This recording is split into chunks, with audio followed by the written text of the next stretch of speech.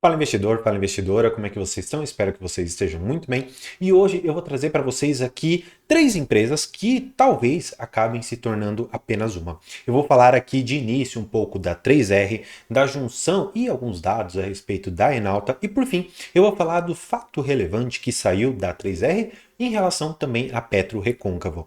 Também vou falar um pouco dessa junção e de um fato relevante que saiu a respeito do BTG e o que tem a ver com essas empresas. Claro, para isso você precisa ficar comigo até o final do vídeo, então para a gente começar aqui, eu vou trazer vocês para a tela para a gente dar uma olhada em relação aqui ao que aconteceu com 3R e Petro Recôncavo. Será que agora finalmente vai? Será que vamos dizer assim, celeuma em relação a essas empresas, em relação à fusão ou até mesmo à incorporação, vai acontecer? E aí, será que vai? 3R e Petro Recôncavo, será que vai acontecer? Bem, para que a gente compreenda o porquê que houve ali uma demora em relação a Petro Recôncavo, você precisa se recordar e ter um pouco de ciência do que anda acontecendo. Só para você saber, nós tivemos recentemente a aprovação da incorporação das ações da Enalta pela 3R em relação ao Conselho Administrativo de Defesa Econômica, o CAD. O CAD ele viu que as circunstâncias ali eram favoráveis, não havia nenhum impedimento técnico, então foi aprovado. Mas o que acontece? Essa decisão ela se tornará definitiva em 15 dias corridos, só que não haverá diretamente a incorporação das ações da Enalta pela 3R. Por quê? Algumas outras condições administrativas, precedentes ali, têm que ser cumpridas para que então as ações da Enalta deixem de existir e os acionistas da Enalta recebam ações da 3R na proporção ali de um pouquinho mais do que 80% em relação ao que você tem ali das ações da Enalta, tá bom? E o que mais você precisa saber? Você precisa saber que foi assinado um memorando de entendimento em relação a Petro Recôncavo para a 3R em relação ao compartilhamento de infraestrutura de gás do Rio Grande do Norte. Quando eu estiver falando de Rio Grande do Norte, tenha sempre em mente ali o polo de Potiguar. Polo de Potiguar ou Cluster Potiguar é onde basicamente se concentra boa parte da produção da Petro Recôncavo e que a 3R também tem ali no Polo Potiguar uma participação bastante grande. E o que acontece? Esse memorando de entendimentos ele é voltado especialmente para escoamento, compressão, medição e processamento. Mas eu quero que você tenha extrema atenção que eu não estou falando aqui de petróleo, eu estou falando aqui de gás natural. Por que isso é importante? Basicamente, se você se recorda, nós temos dentro ali da própria Petro Recôncavo uma questão muito importante. Essa questão é, lá atrás eles tinham feito uma proposta de junção com a 3R. Só que como eles não fizeram essa junção com exclusividade, a Enalta foi lá e entrou no meio dessa tratativa toda e ganhou espaço. Falou, olha, já que você não pediu exclusividade, eu, Enalta, peço exclusividade aqui para me incorporar a 3R. E isso passou. E finalmente, nós estamos ali prestes a conseguir a incorporação dessas duas empresas. Agora, porém, a própria Petro Recôncavo fez aqui um período de exclusividade de 90 dias para que eles tentem ali concordar tudo isso. Só que o que eu quero que você ainda tenha um pouco mais de conhecimento? Eu sei que essa parte é um pouco técnica, mas eu já vou passar mais para frente para a gente conseguir compreender um pouco melhor. Dentro do segmento de petróleo, você tem o upstream. Upstream basicamente é a extração. Você tem o midstream, que eu estou falando aqui basicamente do transporte, e por fim eu estou falando do downstream.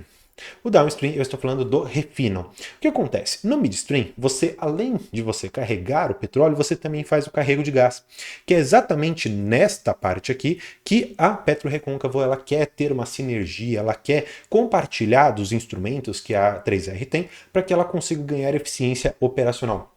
Eu particularmente acho isso de uma certa maneira bom, porque traz uma receita previsível para a 3R, o que seria também interessante se essas duas empresas não acabarem se fundindo ou sendo incorporadas, tá bom? Qual que é o ponto que eu quero trabalhar finalmente para vocês, para a gente passar para os próximos dados? O próximo dado que eu quero trazer para você é em relação ao crescimento da 3R.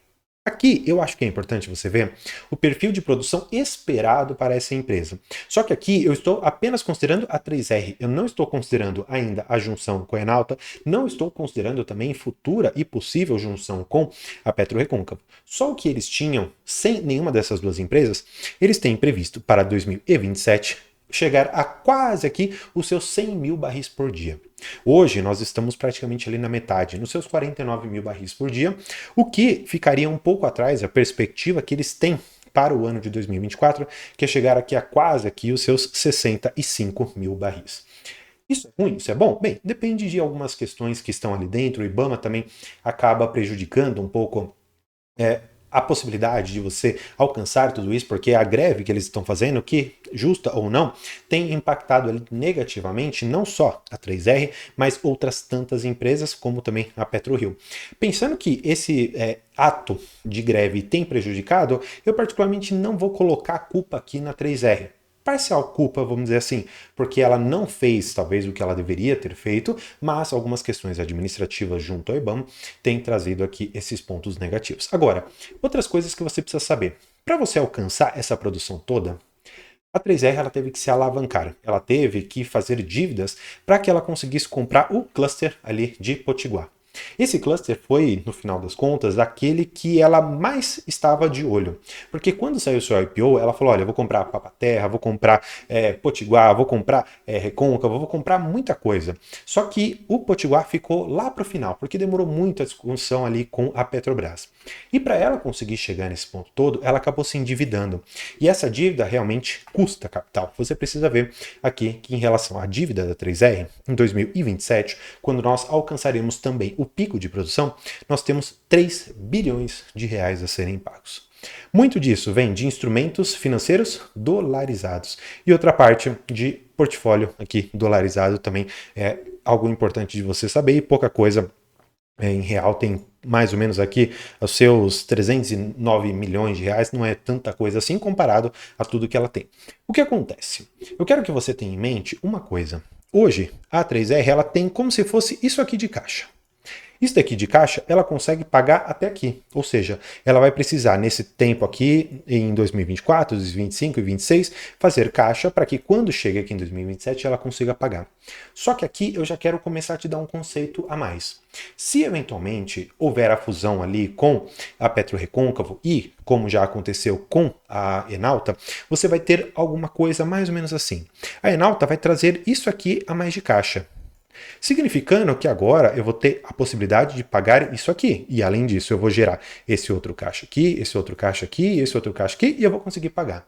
Se finalmente nós tivermos a união com a PetroRecôncavo, você vai ter essa geração de caixa aqui e possivelmente vai conseguir pagar mais dívida ainda, significando que você vai ter geração de caixa em todo esse período e você mais uma vez vai conseguir pagar esse tanto aqui. Eu sei que tudo isso significa você imaginar que essas empresas vão se unir, o que é sim muito possível até 2027.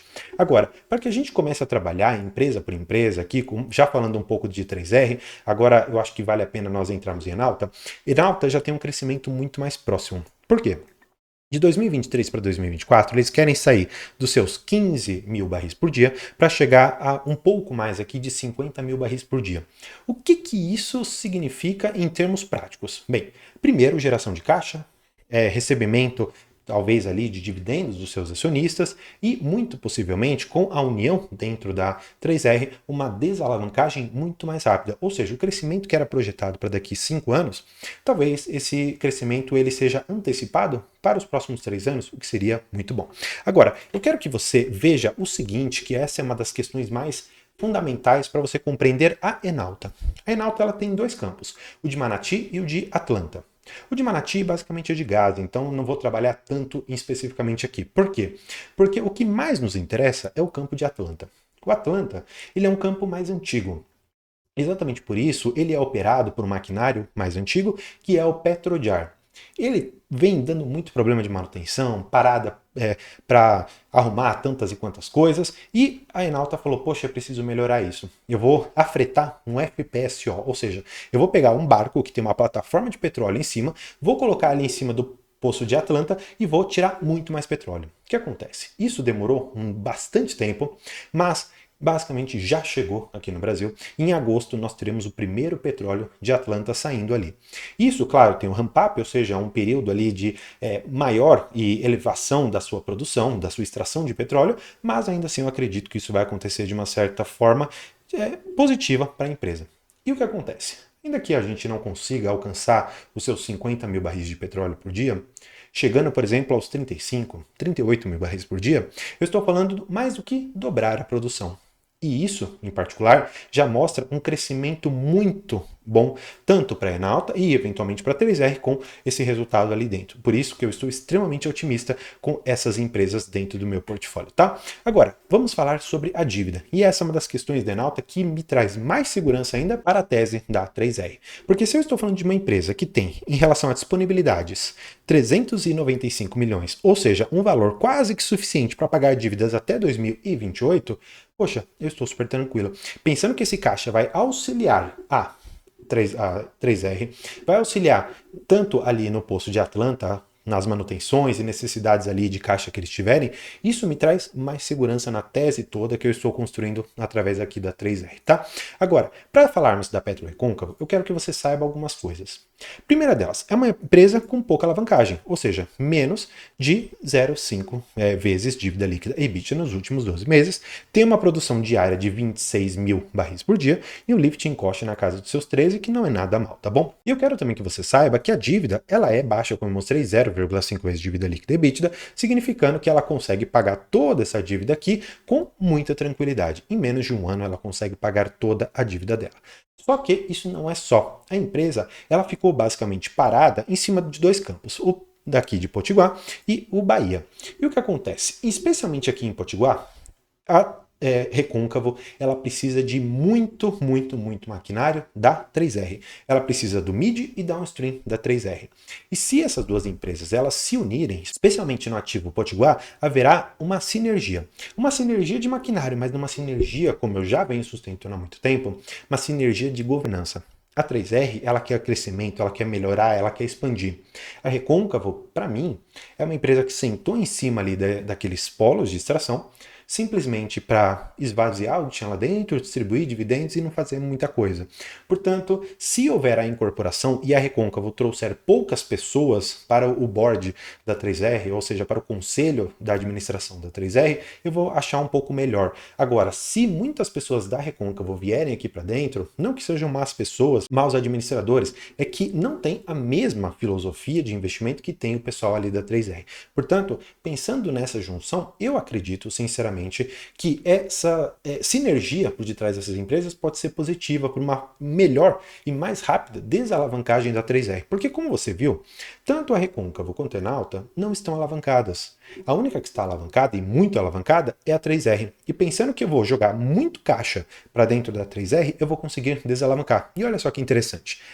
Qual que é a contribuição que eu falei e venho insistindo que a Recôncavo e a Enalta vão dar?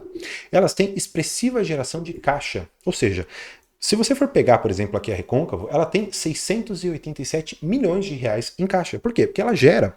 Você vê, ó, o resultado operacional dela é de 392. Ela gasta com CAPEX 160 e ela tem aqui aquisições, financiamentos. Basicamente, ela consegue gerar 179 milhões de caixa aqui para a empresa, o que é muito bom. Pensando que tudo isso pode, como vocês vão ver aqui em cima, desalavancar essa posição aqui, isso é extremamente favorável para o pequeno acionista. E claro, eu preciso trazer para vocês a cereja final aqui do bolo. E a cereja do bolo que eu quero trazer aqui para vocês é que saiu hoje, na data que eu gravo esse vídeo, um comunicado que o BTG ele aumentou a sua posição em relação a 3R no valor aqui de 5,68% da companhia. Eu estou falando aqui, eles têm basicamente aqui umas 13 milhões e 600. Eu não acredito, sinceramente, que o BTG está colocando dinheiro aqui para perder. Eu acredito, sinceramente, que esse aumento em participação na 3R significa que o BTG, assim como outras grandes casas de análise, estão olhando para essa desalavancagem mais rápida com a junção de Enalta e de Recôncavo no futuro. Pensando que todo esse cenário ele venha se concretizar, eu te pergunto, será que vale a pena investir em 3R? Olha, eu posso te dizer que hoje é a minha maior posição. Agora eu quero que você me deixe aqui embaixo. Em qual dessas empresas de petróleo você investe? Você investe alguma? Não investe nenhuma? Investe talvez em Petrobras, buscando dividendos? Deixe seu comentário. Espero que tenha gostado do vídeo. Deixar aqui a nossa área de membros para você conhecer um pouco mais e também um outro vídeo para você continuar seus estudos. Por hoje é isso. Muito obrigado e tchau!